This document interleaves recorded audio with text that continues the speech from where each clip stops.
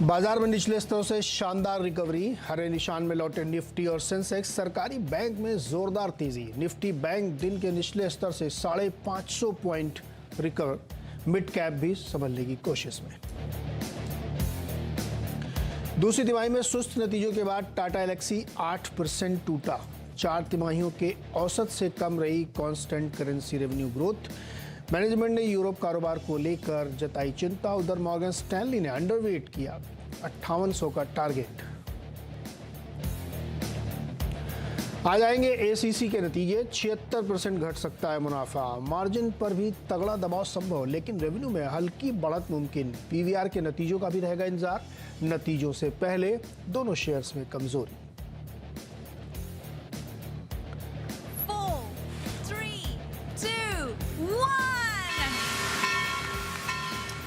Electronic smart India की शानदार listing. 59 रुपए के इशू प्राइस के मुकाबले ओपनिंग पर 52% चढ़ा शेयर।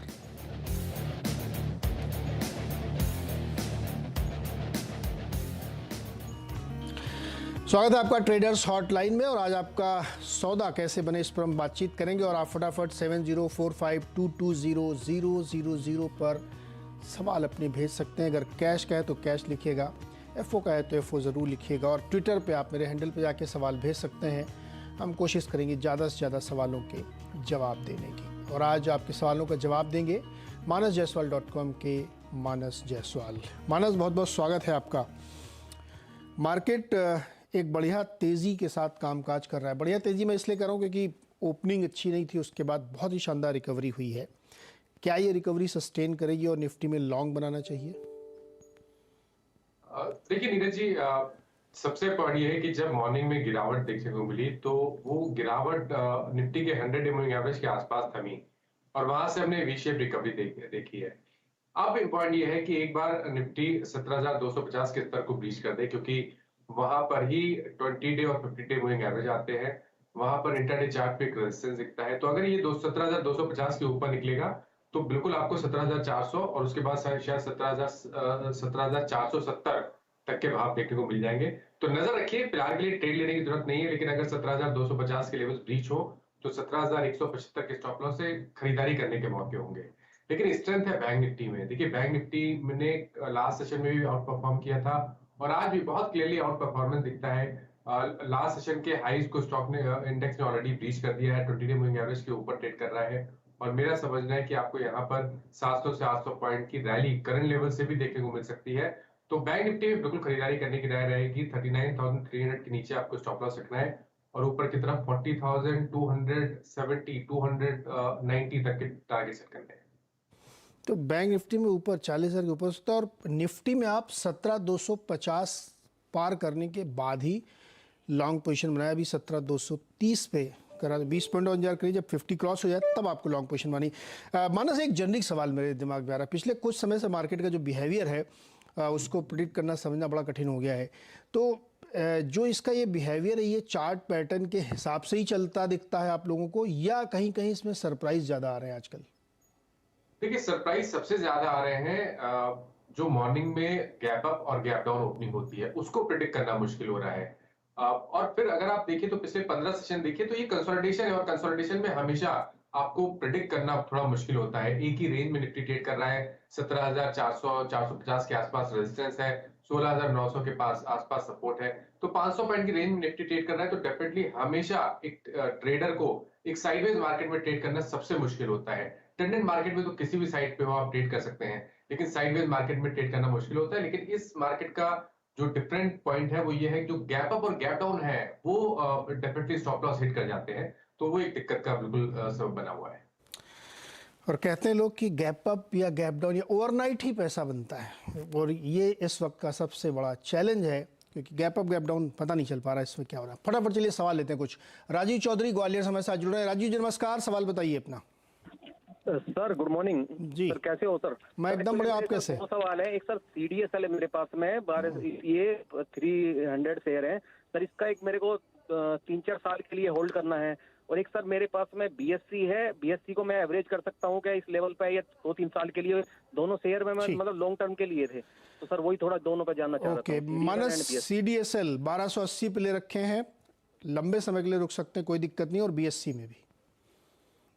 देखिए सीडीएसएल में अगर लंबे समय के लिए रुकना हो तो देखिए फ्रेश खरीदारी की राय नहीं रहेगी, लेकिन अगर आपके पास लॉन्ग पोजीशन है तो आप बने रह सकते हैं। प्रॉब्लम केवल इतनी है कि 200 day, 100 day, 50 day moving average के नीचे स्टॉक ट्रेड कर रहा है। लेकिन हम जब कैंडलस्टिक पैटर्न देखते हैं तो वहां पर 1150 के आसपास मीडियम टर्म चार्ट पे एक बहुत ही अहम सपोर्ट है। तो जब तक उसके नीचे ना जाए तब तक आप अपनी पोजीशन में बने रहिए। उम्मीद करिए कि एक बार ये 1250, 1270 के ऊपर निकलेगा। जब वो निकलेंगे, वो लेवल्स ब्रीच हो जाएंगे, तब तो आपको 1500 से लेकर 1550 तक की रैली देखने को मिल जाएगी। तो नजर रखिए, लेकिन स्टॉप लॉस जरूर 1150 के नीचे लगाइए। बीएससी की जहां तक बात है, देखिए अब मैं नहीं समझता कि बीएससी में आपको बहुत बड़े मूव करंट लेवल से देखने को मिलेंगे। देखिए स्ट्रक्चर वीक दिखता है, लोअर टॉप लोअर बॉटम बन रहे हैं। आप वीकली चार्ट भी देखेंगे तो वहां पर भी आपको लोअर टॉप लोअर बॉटम दिखेंगे।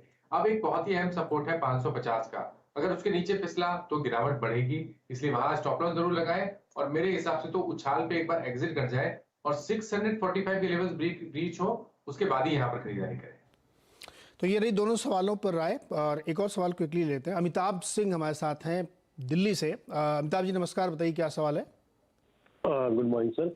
मेरा सवाल है, शैलेट होटल मेरे पास 1000 शेयर है 205 रुपीज के, तो मुझे क्या करना चाहिए इसके बारे में? रुकने का इरादा है या जल्दी निकलना चाहते हैं? नहीं, रुक सकता हूँ सर, 2 साल रुक सकता हूँ अगर पैसा बनते हैं तो। हाँ, ये बात तो बिल्कुल सही है। अच्छा, शैले होटल जो है इनको अच्छा गेन दे रहा है। 205 पे इन्होंने लिए थे और इस समय 385 पे ट्रेड करा है। कोई जल्दबाजी नहीं, अगर गेन्स मिलते हैं, बने रहते हैं, तो ये रुक भी सकते हैं। मानस, रुकना चाहिए क्या? नहीं रुकना चाहिए। देखिए पूरा होटल क्षेत्र, क्या आप जितने भी स्टॉक ले लीजिए, वो बहुत ही स्ट्रांग अप ट्रेंड में है। और शैले होटल में अगर आपको ध्यान हो तो मेरे ख्याल से 2020 के आसपास भी यही 400 के आसपास के हाईज बने थे, इसीलिए शायद हमें 2-3 दिनों में वहां पर प्रॉफिट बुकिंग देखने को मिली है। लेकिन ट्रेंड रिवर्सल चार्ट पे बिल्कुल भी नहीं दिखता है। जब तक 360 के ऊपर बना रहे, बिल्कुल अपनी पोजीशन में बने रहिए। और एक बार ये 400 410 का जो जोन है उसको ब्रीच करेगा और उसके ऊपर ट्रेड होना शुरू होगा, तो एक नई रेंज खुलेगी जहां पर आपको 510 से 530 तक के भाव देखने को मिल जाएंगे। तो इन्वेस्टमेंट के तौर पे तो बिल्कुल पेशेंस रखिए, बने रहिए, 360 के नीचे स्टॉप लॉस रखिए। तो अमिताभ जी बने रहिए, आप 360 का नज़र रखिएगा और ऊपर 410 का लेवल अगर क्रॉस करता है तो फिर आपको और बड़े गेंस होंगे। वैसे 2 ही सेक्टर इसमें बहुत आउट परफॉर्म किए, उनमें से एक होटल है और दूसरा लेदर शूज़ या शूज़ कंपनीज में भी बहुत तगड़ी रैली बनी है। चलिए अगला सवाल फटाफट लेते हैं। हमारे साथ है मिथुन कुमार पश्चिम बंगाल से। मिथुन जी नमस्कार, सवाल पूछिए अपना। सर नमस्कार जी। मैं मिथुन कुमार नंदी रामपुरहाट वेस्ट बंगाल से बोल रहा हूँ सर। मेरा 525 का विप्रो का है 100 यूनिट, 1-2 साल रहना चाहता हूँ होल्ड का। विप्रो सर जी। सर मानस जी बताइए, विप्रो में रुकना चाहते हैं, 536 में लिया है इन्होंने, क्या करें? देखिए मैं तो बोलूंगा कि विप्रो से कभी कोई बाउंस बैक मिले तो एग्जिट करें। और देखिए जब अगर आपको पहली बात तो आईटी स्टॉक्स के नजरिए की बात करें तो वो निगेटिव लगते हैं। ज्यादातर के जो ट्रेंड है वो निगेटिव है, चाहे वो टीसीएस हो, चाहे टेक महिंद्रा हो, विप्रो हो, एससीएल टेक हो। तो जो मेन ट्रेंड है वो निगेटिव लगता है। बीच बीच में बाउंस बैक आते हैं, लेकिन मेरा समझना है कि यहाँ पर जो मेन ट्रेंड है वो निगेटिव है। लेकिन अगर निवेश करने का नजरिया हो, इतना समय देना चाहें, तो आई थिंक विप्रो से ज्यादा बेहतर स्टॉक है टेक महिंद्रा का, जहां पर आप थोड़ा सा समय दें। अगर आपके पास 1-2 साल का समय हो तो टेक महिंद्रा बहुत ही बढ़िया जगह है। 900 से लेकर 930 का जो रेंज है वो बहुत ही स्ट्रॉन्ग सपोर्ट है। मैं इनको सजेस्ट करूंगा कि विप्रो से निकल के इस पैसे को टेक महिंद्रा में निवेश करें और साल भर का इंतजार करें। टेक महिंद्रा में निवेश करिए, साल भर इंतजार करिए और विप्रो से निकलने का प्रयास करिए। निवेश के लिए वो ठीक नहीं लग रहा है। मानस रुकिएगा, जरा एक मैनेजमेंट से बातचीत करते हैं। फेडरल बैंक के दूसरी तिमाही में उम्मीद से बेहतर नतीजे आए हैं। बैंक का मुनाफा 53% बढ़ा है, जबकि ब्याज से आय में करीब 19% की तेज़ी देखने को मिली है। एसेट क्वालिटी में भी काफ़ी अच्छा सुधार हुआ है और मार्जिन इंप्रूवमेंट भी है। बैंक के नतीजों पर बात करने के लिए हमारे साथ जुड़ रहे हैं फेडरल बैंक के एग्जीक्यूटिव डायरेक्टर आशुतोष खजूरिया जी। खजूरिया जी बहुत बहुत स्वागत है और बधाई आपको। नतीजे तो बहुत ही हर फ्रंट पे अच्छे दिख रहे हैं, एसेट क्वालिटी इंप्रूव हुई और बढ़िया प्रदर्शन दिखा। सर क्या कारण था, असली रीजन क्या था इतने बढ़िया प्रदर्शन का? देखिए बहुत बहुत धन्यवाद सबसे पहले मुझे चैनल पर बुलाने के लिए। देखिए साहब, ऐसा है, निरंतरता जो है उसको आप मतलब लोगों ने शायद पूरी तरह देखा नहीं। बैंक क्रमशः एक अच्छे नतीजे देता चला आ रहा है, लेकिन थोड़ा नोटिस जरा देर से हुआ, यही कहना चाहूंगा मैं। क्योंकि अगर हम पिछले 10 वर्षों की भी बात करें तो कभी भी बैंक की क्रेडिट क्वालिटी जो है वो 3.5% से ऊपर हमारे कभी GNPA नहीं रहे। और मतलब कई ऐसी प्राकृतिक आपदाएं भी आई, जैसे केरल की फ्लड्स थी, कोरोना था। पूरे इन अवसरों में भी इन जो भी ये घटनाएं होती रही उसके दौरान भी एक जो क्रेडिट क्वालिटी थी वो पूरी तरह से स्टेडी रही। और अब ये जरूर है कि पिछले 1 वर्ष से कम 3 तिमाहियों से मैं कह सकता हूं कि अब ग्रोथ भी रफ्तार पकड़ रही है। और शायद इस बार ग्रोथ को शायद लोगों ने ज्यादा पसंद किया, ऐसा लग रहा है। क्रेडिट ग्रोथ कितनी है अभी सर? 19.5%, 19.4, 19.5%। तो ये तो मेरे ख्याल में कई सालों की हाई होगी। हाँ जी, ये जून 2019 के बाद हाईएस्ट है। कई साल मतलब 3 वर्ष कह सकते हैं। तो जून में आखिरी बार 19% थी, 19% प्लस जो थी जून 19 में।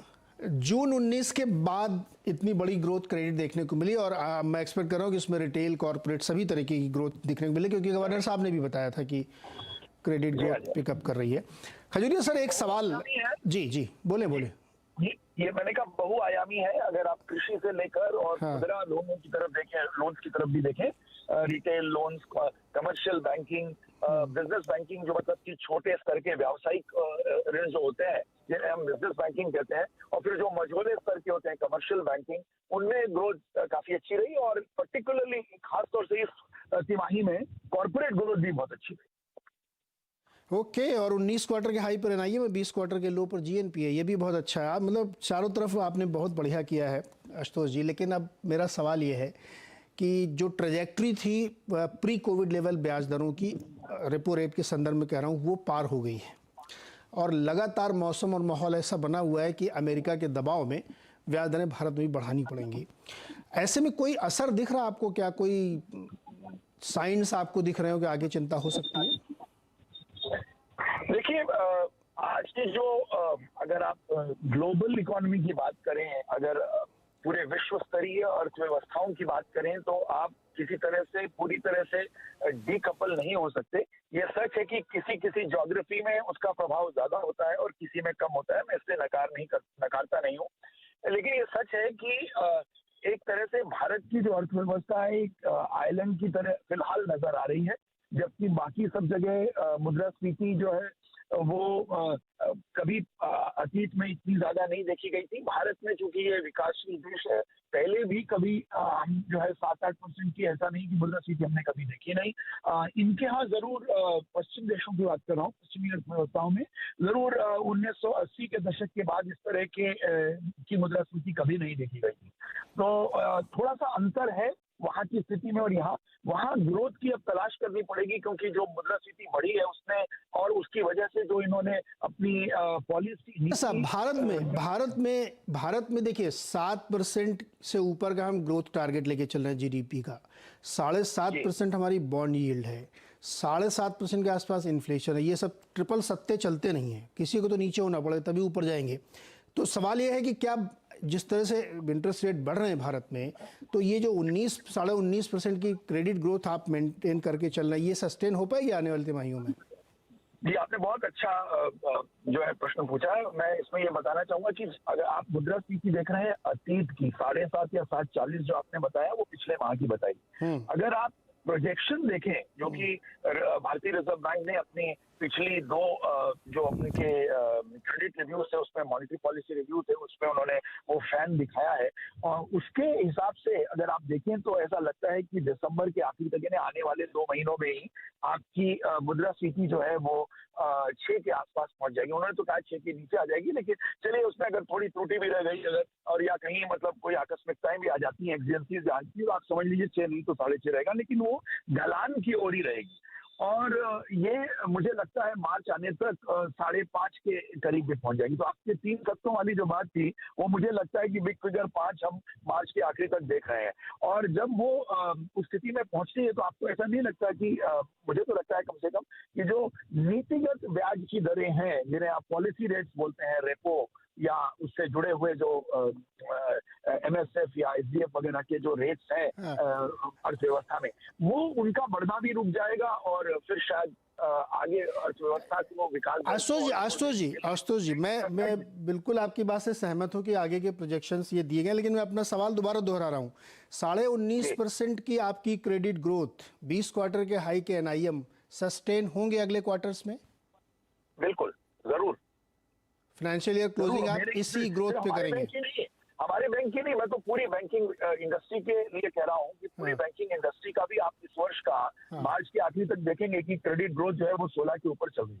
तो अगर 16 के आसपास अगर पूरे सिस्टम की, पूरी बैंकिंग सिस्टम की अगर उतनी ग्रोथ है, तो मुझे लगता है 19 हमारे लिए कोई बहुत अतिशय या ऐसा कुछ एक्सेजरेटेड ग्रोथ नहीं है। बिल्कुल। तो सर आशुतोष जी बहुत बहुत शुक्रिया और बहुत बहुत बधाई आपको। देखिए बहुत ही अच्छा और बड़ा स्टेटमेंट है कि जो इंडस्ट्री ग्रोथ है वो 16% के ऊपर रहेगी और आशुतोष जी की अपने फेडरल बैंक की 19.5% सस्टेन करेगी। ये कॉन्फिडेंस दिखाता है कि इकॉनमी में अच्छी खासी तेज़ी है और लोग अपने ग्रो करने के लिए बैंकों से उधार ले रहे हैं। आशुतोष जी बहुत बहुत शुक्रिया। हम लोग अगले क्वार्टर में फिर एक बार बातचीत करेंगे इसी पे। फेडरल बैंक 132 रुपये पर ट्रेड कर रहा है। मानस, फेडरल बैंक बाय करेंगे आप? फेडरल बैंक पे पिछले करीब अगर 3 हफ्ते की बात करें तो मैंने काफी बार फेडरल बैंक पे रिकमेंडेशन दिया है, और अगर आप पिछले 3 महीने की बात करें तो वो भी मैंने काफी बार दिया, और जब स्टॉक ने 102-103 के लेवल्स ब्रीच किए थे तभी एक स्ट्रॉन्ग अप ट्रेंड में आ गया था, और अभी भी कहीं पर वीकनेस नहीं है। एक फ्रेश ब्रेकआउट हमें पिछले हफ्ते देखने को मिला है, जिसके टारगेट 160-165 की रेंज में आते हैं। 30 रुपए का आपको करंट लेवल से भी देखने को मिल सकता है।